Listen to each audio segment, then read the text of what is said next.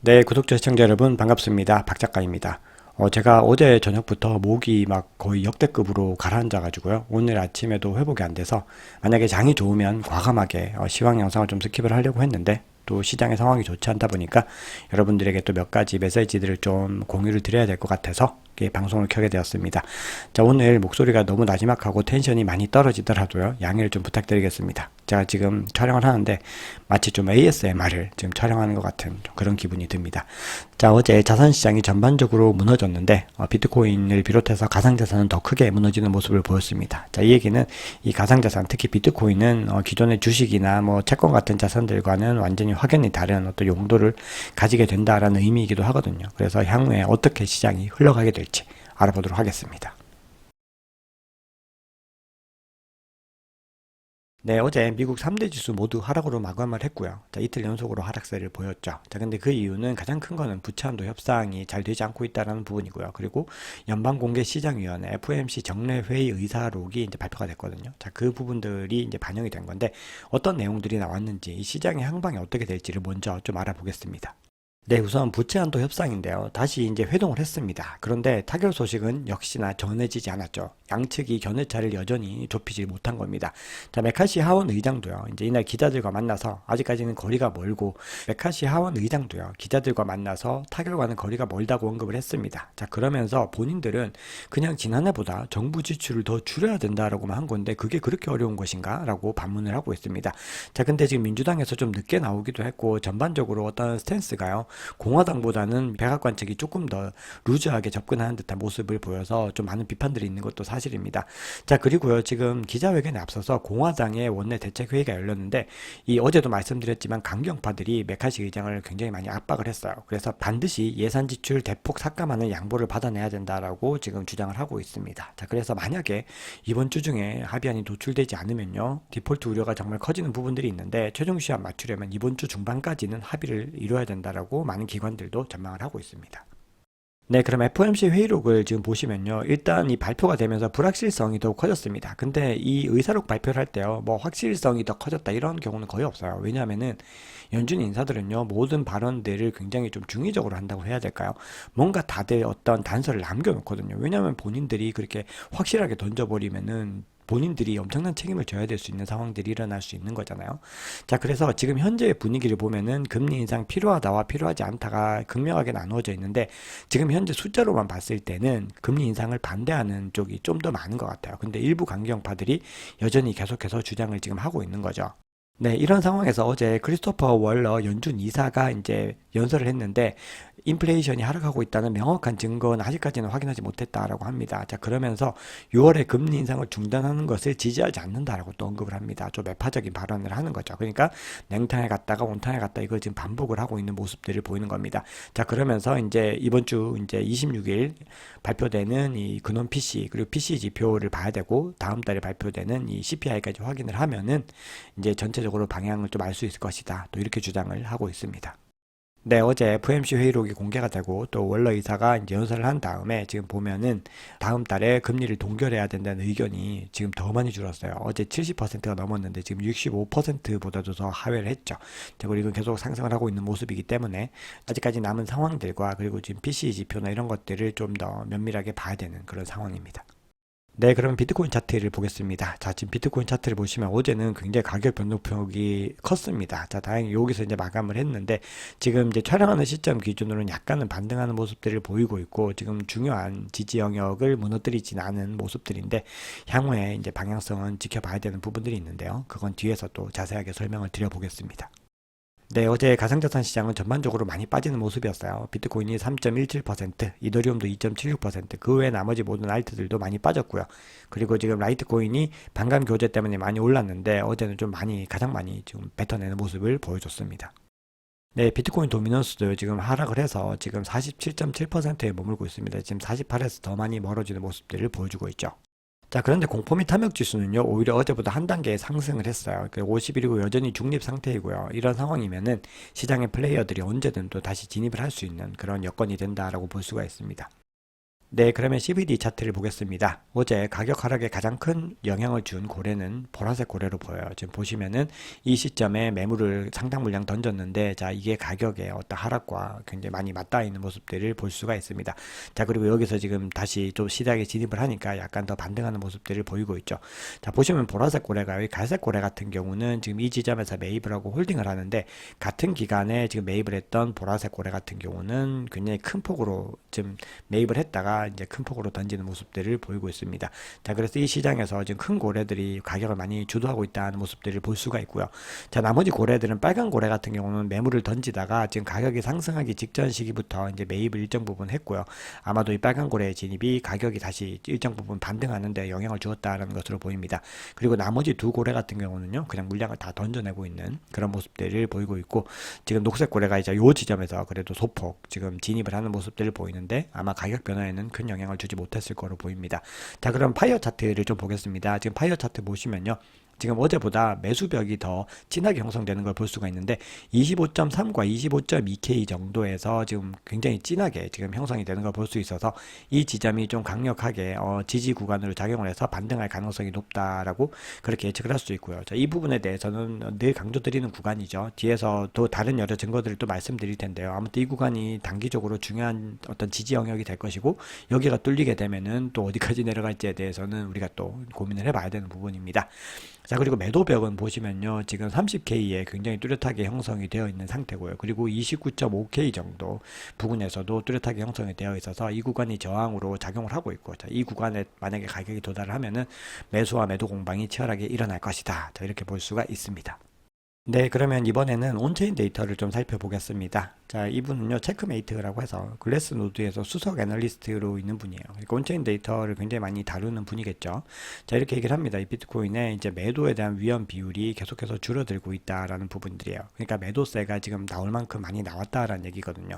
자, 좀 더 자세하게 어떤 이야기를 지금 하고 있냐면은, 지금 인디케이트 이 지표들을 봤을 때는 이 투자자들이요, 굉장히 이게 이제 코인에 대해서 이제 사용하는 것들이 이제 꺼려한다는 거예요. 이게 이득이 있든지 아니면은 손실이 있든 관계없이 이 장기적인 어떤 이 지리한 횡보에서 지금 지쳐 있다라는 부분들이거든요. 그리고 이게 지금 계속해서 대축적 기간을 통해서 지금 지속이 되고 있는데요. 자, 이렇게 되면요, 보통은 12개월의 대축적 기간을 보내고 있는데 이제 그 구간들을 계속 보내고 있는 지금 그 상황이에요. 자, 그렇게 됐을 때 비트코인의 실현 손익 지표가 앞으로 큰 움직임이 이제 올 수 있다라는 부분들이에요. 그래서 4만 달러와 2만 2천 달러 사이에서 아마 방향을 알 수 없는 제법 큰 변동성이 오지 않을까, 또 이런 주장을 하고 있습니다. 네, 이번에는요, 이 쇼텀 홀더들의 MVRV 에스티메이션이라고 하는 부분들인데요. 이 쇼텀 홀더들이 얼마나 좀 이득을 보고 있는지에 대해서 알아보는 그런 지표라고 할 수 있는데, 지금 아마도 24.5나 25.5K 우리가 어떤 지지 구간으로 보는 이 구간까지 이제 가게 되면은 그 손익 지표가 아마 완전히 여기에 닿게 된다는 거예요. 손익이 완전히 0이 되는 구간이기 때문에 그 이상 내려가게 되면은 쇼텀 홀더들이 손실을 보게 된다는 거예요. 그렇게 됐을 때 이 사람들이 매도를 하겠는가? 그렇지 않다라는 이야기를 하고 있거든요. 그래서 아마도 이 구간쯤에서 아마 이 지금 하락세가 끝나지 않을까, 좀 이렇게 이야기를 하고 있습니다. 네, 그러면 기술적 분석을 좀 보겠습니다. 자, 코인텔레그래프의 라케시 우페드이에라는 분의 관점인데요. 자, 관점들이요, 계속해서 변함이 없어요. 지금 이게 불과 몇 시간 전에 올라온 거를 제가 확인을 한 건데도 계속해서 관점들은 거의 비슷합니다. 자, 왜냐하면은 이 기술적 분석으로 알아낼 수 있는 방향성에 대해서는 여러 가지 가능성이 있는 거지, 반드시 이렇게 된다라고 하는 신호를 정확하게 캐치하는 거는 어렵다라는 얘기겠죠. 자, 지금 보시면은 5월 23일에 27,278달러까지 이동을 해서 거의 20일 EMA까지 도달했는데 결국은 그 돌파를 실패했다는 거예요. 자, 그러면은 원래 그렇게 저항의 돌파 실패라면은 공격적인 매도세가 또 이어지는 거거든요. 그래서 지금 가격이 이 근방까지 내려왔어요. 자, 여기보다 더 많이 내려왔습니다. 자, 그래서 이 부근에서 지금 가격을 계속 유지하려고 하는데, 만약에 매도세가 더 많이 나오게 되면은 25.2K까지도 내려갈 수 있다. 그래서 이 부분이 굉장히 중요한 지지선이라는 거죠. 근데 여기서 반등을 할 가능성이 높지만, 그럼에도 매도가 계속해서 심화되고 거시 경제적인 환경이 너무나 나빠진다고 하면은 심리적으로 가장 중요한 수준인 또 2만 달러까지도 붕괴될 수 있다, 이렇게 주장을 하고 있습니다. 자, 그리고 지금 보시면 22MA가 계속해서 지금 하락하는 추세예요. 근데 이게 만약에 상승세로 전환을 하게 되고 가격이 여기를 뚫고 올라가게 되면은 분위기는 완전히 반등이 되고요. 그렇게 됐을 때는 불리시한 세력들이 더 힘을 얻어서 좀 전진을 할 수 있다라는 부분이에요. 자, 보시면은 이 차트의 움직임들은요, 어떻게 보면 마치 전쟁 같은 느낌들이 있어요. 사고 팔면서 이 지지선과 저항선을 서로 지켜내고 뚫어내기 위해서 많이 노력을 하는 거거든요. 네, 그런데 미국의 유명한 암호화폐 트레이더예요. 피터 프렌트라고 하는 분은요, 아마도 지금 일봉 차트에서 페넌트형 혹은 깃발형이라고 불리는 이 패턴이 지금 나오고 있는데, BTC의 가격이 삼각수렴 중단부 가격 이상으로 이제 올라가지 않는 이상은 단기적으로는 아마도 약세가 더 우세하지 않을까. 자, 이렇게 얘기를 하고 있습니다. 자, 그러면 불리시한 기술적 분석 관점들을 제시하는 분들을 소개해 드리기 전에요. 자, 이 비트코인과 나스닥 지수의 어떤 관계들을 좀 말씀을 드릴게요. 지금 보시면은 비트코인과 나스닥 지수가 원래 커플링 돼서 움직였는데, 30일 가격 상관 개수가요. 0.26으로 하락을 했습니다. 이거는 2021년 12월 이후 거의 최저치를 기록했다라고 합니다. 지금 나스닥과의 연관 고리가 이렇게 많이 끊어져 있는 거죠. 자, 그리고 지금 비트코인과 S&P 500 지수 간의 상관관계도 2021년 말 이후 최저 수준을 기록을 한 겁니다. 자, 그러니까 이제 미국의 대표적인 지수들과 비트코인은 함께 움직이지 않는다는 거거든요.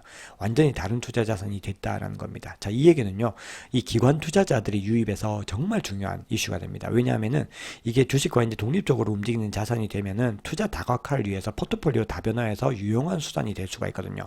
이 기관 투자자들은요, 우리랑은 좀 달라요. 굉장히 다양한 포트폴리오를 배정을 해서 리스크를 해지해야 되는 그런 부분들이 있어요. 개인 투자자들은 몰빵 투자를 하지만 일반적으로 기관 투자자들은 그렇게 하지 않죠. 자, 그렇게 됐을 때 만약에 약간의 자산만 비트코인에 할당을 해도요, 이 포트폴리오 실적 자체가 달라졌다는 거예요. 그래서 K33라고 하는 리서치 기관에서 이제 조사를 했는데, 비트코인을 자 보세요. 주식 60%에 채권 40%로 둔 것보다 비트코인을 이 주식 1.5, 채권 1.5 빼서 딱 3%만 담아도요, 정말 성적 자체가 달라졌다는 거예요. 자, 이 얘기는 캐시우드가 하는 얘기와도 동일합니다. 만약에 기관 투자자들이 5% 내외로만 만약에 이 자산을, 이 비트코인을 담아주면은 정말 비트코인 가격도 굉장히 크게 상승을 하게 되고 자산의 안정성도 지킬 수 있다라고 얘기를 하는 거거든요. 네, 그래서 코인베이스 리서치 팀에서도요, 이런 동일한 얘기를 하고 있어요. 만약에 디폴트 리스크가 커지게 되면은 BTC의 거래 범위가 벗어날 수 있다. 거래를 할 수 있는 그 영역들이 굉장히 많이 확장이 될 수 있다는 거예요. 그래서 기관들이 파생상법 도입할 때와 비교해보면 훨씬 빠른 속도로 디지털 자산을 채택하고 있다는 거예요. 그리고 만약에 이런 경제적인 위기들이 오게 되면요, 그 속도는 더욱더 빨라질 것이다 라고 얘기를 하고 있습니다. 자, 그러면 불리시한 차트 관점들과 그리고 중요한 뉴스 한 두어 개만 살펴보고 영상을 좀 마무리하겠습니다.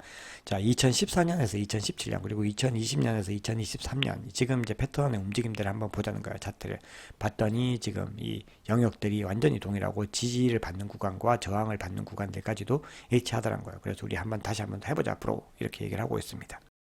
네, 이번에는 제가 또 자주 소개해드리는 크립토코인이라고 하는 분의 관점인데요. 자, 이분은 어떤 지금 이야기를 하고 있냐 하면은 지금 현재 세 가지의 지표들을 좀 중요하게 봐야 되는데, 첫 번째는 이 가격이 여전히 200주 이동평균선, 늘 중요하다고 강조드리죠. 이 위에 존재하고 있고, 그 다음에 또 중요한 게 111일 이동평균선 위에서 지금 위치를 하고 있다는 거예요. 그러면서 지금 여기서 골든크로스도 일어나려는 그런 움직임들을 보이고 있고, 가격도 이 위에 존재한다는 거죠. 그래서 지금 현재 절대로 하락 추세로 전환되지 않았다라고 얘기를 하고 있고요. 또 하나 중요한 이유로 지금 보시면 RSI, 데일리 RSI가 지금 상승 다이버전스로 가고 있다는 거예요. 가격은 하락하는데 이 RSI가 상승하는 모습들이기 때문에 향후에 가격이 곧 반등할 것이다, 이렇게 주장을 하고 있습니다.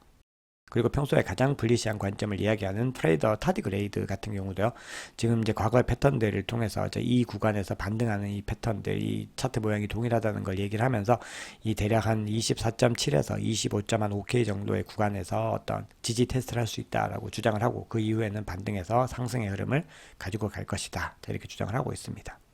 네, 그럼 이제 반감기 이후의 상황들에 대한 부분들인데요. 자, 암호화폐 애널리스트 테크데브라고 하는 분이 있는데, 자, 이분은 2024년 4월에 다음 반감기가 이제 일어나는데, 그 전후로 비트코인 가격이 포물선형 이제 상승 곡선을 따라서 현재보다 이제 이 그래프상으로는, 이 차트상으로는 500% 정도 상승할 가능성이 있다. 자, 이렇게 얘기를 하고 있습니다. 그러면서 이 비트코인의 신고점이 아마 내년 2분기에 경신되지 않을까라고 이야기를 하고 있습니다. 자, 그런데 이 글래스노드의 자료에 따르면요, 지금 비트코인이 이전 반감기 사이클과는 거래소 보유량의 순감소가 일어나고 있다고 합니다.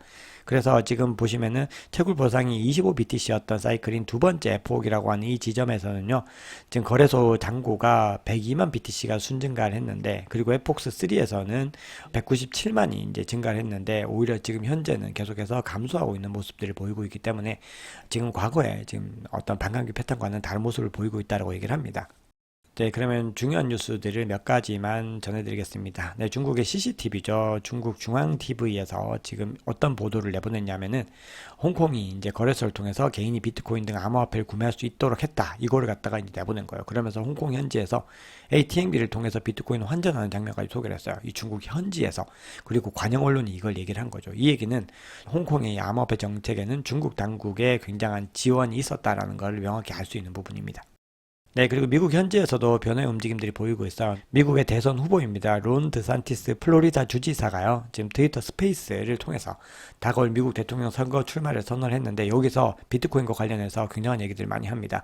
정부나 의회가 비트코인을 금지하는 것에 나는 반대라고 오히려 많은 사람들이 암호화폐 시장에서 활동할 수 있도록 만들겠다라고 얘기를 합니다.